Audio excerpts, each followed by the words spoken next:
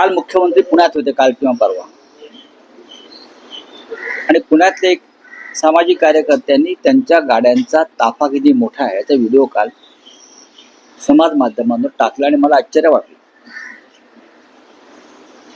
प्रधानमंत्र्यांच्या आवाहनानंतर राज्याचे मुख्यमंत्री मोटरसायकलवर डबल सीट कुठेतरी मंत्रालयात गेले मला वाटतं, आणि त्यासाठी पोलिसांनी अख्खा रस्त्याचा ताबा घेतला. भाजीवाले, फळवाले, फुलवाले, पेपरवाले सगळ्यांना उठवलं. फुटपाथवरून रस्त्यांना चालूच देत नव्हते. मी हे माझ्या पद्धतीचं सांगत नाही, लोकांनी समोर आणलेल्या गोष्टी आहेत. भारतीय जनता पक्षानं या ढोंगी प्रवृत्तीतून बाहेर पडलं पाहिजे.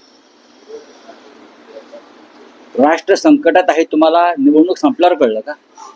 पश्चिम बंगालची राष्ट्रावर संकट आहे, महागाई वाढेल, गरिबी वाढेल, हे तुम्हाला निवडणुकांचे निकाल लागल्यावर किंवा निवडणुकांचा प्रचार संपल्यावर समजलं.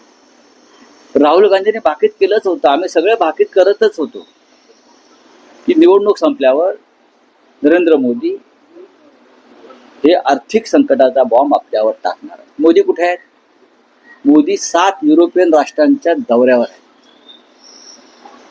आम्हाला म्हणतात परदेशात जाऊ नका, आणि स्वतः ते परदेशात आहेत.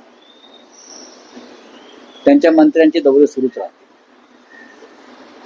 मोदी त्या दिवशी काय ते 2 गाड्या घेऊन दिल्लीत फिरत होते. किती दिवस फिरणार 2 गाड्या घेऊन? तुम्ही का पंडित नेहरू आहात का एक गाडी घेऊन फिरायला, किंवा इंदिरा गांधी आहात? तुम्हाला सवय झालेली आहे.